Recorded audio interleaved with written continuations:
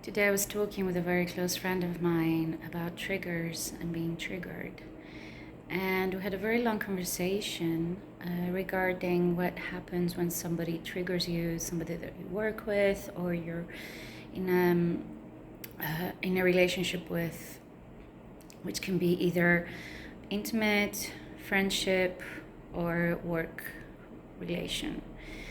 And triggers can happen with any person that we are either closely related to or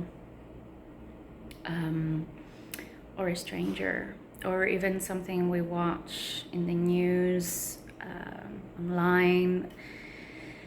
So what I kept telling her is how important it is that every time that you get triggered, you look within and you find where that emotion is coming from what place within you this emotion is arising. So what is the seed of the trigger? Because the other people are usually being called by us so that we see what wants to be seen. Usually what really triggers me is something that I'm ready to face.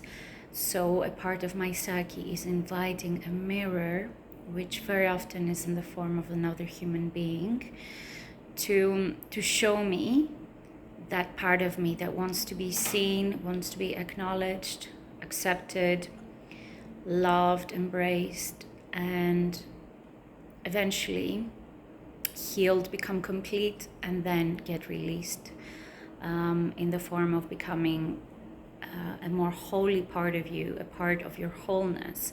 So then it doesn't have to get triggered. It doesn't have to create this emotional thunderstorm in order to awaken your senses to it. And it's not easy, and it's part of our journey here on earth to learn through being triggered. It's more like a mechanism of our psyche to see something that is in the shadow. And what is in the shadow is not what is in the shadow is something that is not yet integrated with our wholeness, something that has had a lack of love, that has been in separation.